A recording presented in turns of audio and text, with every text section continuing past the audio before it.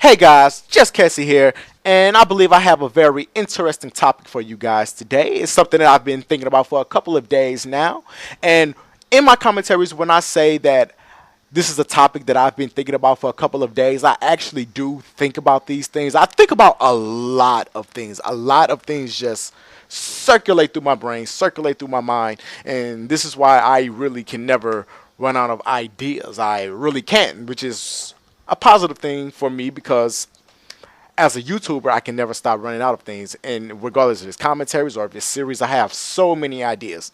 But anyway, I think I'm going to title this video Racism versus Unity because I've been thinking about racism and unity for the past couple of days, truly and honestly. And one reason I started thinking about this is because I was watching a Blake Shelton video. And he's a country singer, if you guys don't know about it. Actually, he was kind of country rapping in the video, but I do enjoy country music. But the video is what caught my attention. Like, they were out in the country, they were like in this big ass barn, and it was a bunch of white people towards the end of it, and these three black guys walk in. And you know, they kind of walk in, it looked like it's going to start a scene, but then you know, they're shaking hands and yada yada yada. It just reminded me of how beautiful unity can be. Like, if everyone was to just cut the bullshit, just stop being stupid, stop being racist, stop separating each other, because all of that was created for divide and conquer. Right along with, like in another video I said, gangs, racism, religion, the fucking list goes on. So many things that's meant to separate us. If we're just to come together as people, we could benefit the world much better. How does racism benefit any goddamn thing? If a lot of this shit starts when we're young, and it starts at home. Just like you just pick up on a lot of things where you're at home. You may see your mother or your brother or your uncle or anyone who you may tend to look up to, your immediate family. When you're growing up, you see them do certain things, and you pretty much just tend to pick up on it. You don't know why you do it. It's just something that you've picked up on. Or even if you were in a fairly positive household, if you were in a fairly positive household where your mother, your father, or your respectable, responsible guardians that were actually being responsible guardians, responsible parents, and tried to keep you away from that nonsense, or even told you why this nonsense is wrong, there are other places to pick it up at. School, I don't know, shit, racetrack, lunch table, sandbox. There are a lot of, anywhere you can meet peers. You know, there's a lot of things where we pick this stuff at, but regardless of where you pick it up at, whom you may pick it up from, it always starts at home. Because upon children, we're very impressionable. And a really good example of impressionable children is, okay, very good example. I live, not even, if I step outside of my house, I can see this elementary school, okay? And I live on a street to where my street gets a lot of traffic. I mean, a lot of traffic. This little street is so popular. It gets so much traffic. And I don't really pay much attention to it, but I hear it and I just tend to see it sometimes. It catches my attention. I see the kids walking home to their respectable households, and they're singing songs, and they're cursing, they're sagging, they're talking crazy, and I'm thinking like what the fuck? Like, this is the next generation? Like, it's being fucked up before we can actually help it. And I only think like, are they picking up on this stuff? Excuse me, are they picking up on this stuff at school? Like, are they picking this stuff up from quote unquote other sources, or are they picking this stuff up at home?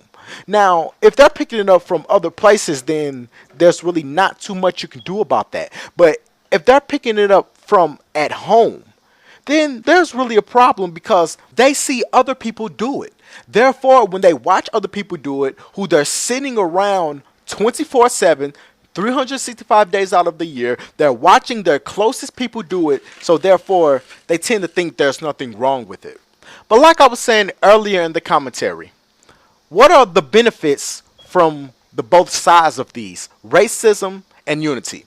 Let's start with racism. What exactly what positivity can you extract from this? What can you get from treating people like shit? What do you get from making someone attempting to make someone just feel low as below the sofa, like below just under the carpet? Like what exactly are you gaining from this? And I have to say that if there are any parents out there who teach their children this, that tries to give them their perspective on why their offspring should act this way, you're sick. You're very sick. And I really don't give a fuck who you are, if you're white, black, brown, gray, blue, shit, I don't know, macaroni yellow. I really don't give a fuck. It's sick and you're a sick person. And you need to take some self-evaluation upon yourself. But anyway, you gain nothing from that. If anything, only thing you're going to gain is an experience from karma. Pretty much that's the only thing you're going to gain. It's just going to be like a never ending circle until you realize and acknowledge your ignorance. But let's think about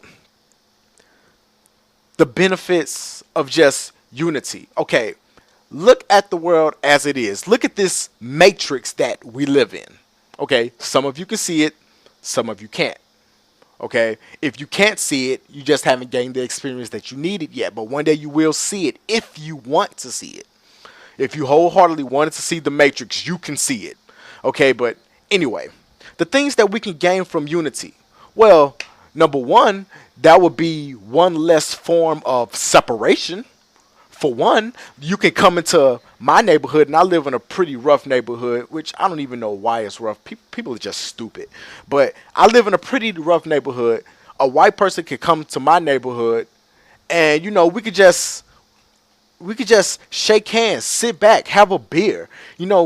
Have my girlfriend bake a cake, and we eat and we grub, shake hands, and you leave. And it could be vice versa if I was to come into your neighborhood, and we pretty much wouldn't have to worry about crazy events like Trayvon Martin, in which I really didn't know too much about it, except for what I've heard and what I've read, and I didn't even want to come across the information.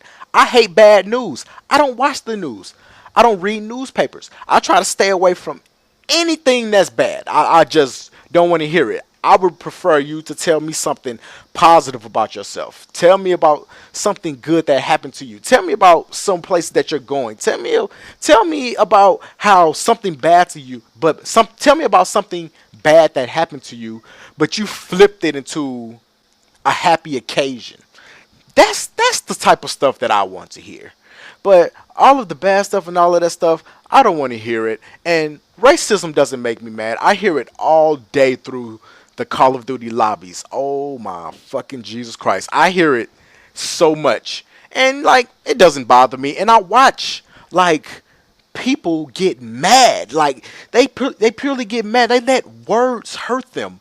When words have no physical properties, none whatsoever. Like, and sometimes I would just jump in the lobby. I would just put my mic on and say, hey, like, don't let that bother you. Like, why are you letting that get under your skin? Let them talk. You're just feeding fuel to the fire. You're not even fighting fire with fire. You're just sitting here with the empty water hose. You really don't know what to do.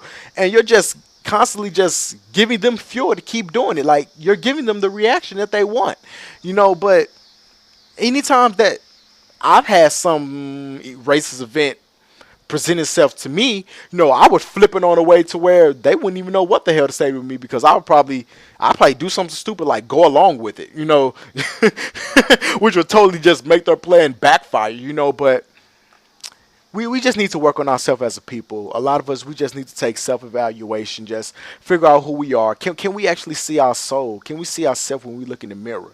Can we actually look straight in the mirror and look at ourselves as somebody that we will want our sons to date or our daughters to date? Like, is this a person that you would bring home to your parents?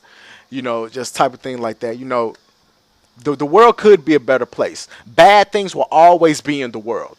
Bad things will always be in the world, because that's what the universe is about. The universe is about duality. So we get our experiences from the bad things. So that's why bad things is always going to happen. If bad things never happen, we would be living like Pleasantville.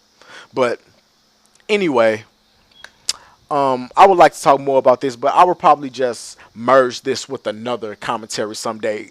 Most likely, I probably will because I can talk about this for hours. But anyway, this has been Just Cassie. Hit the like if you like, and if you haven't, subscribe. And until next time, bye bye.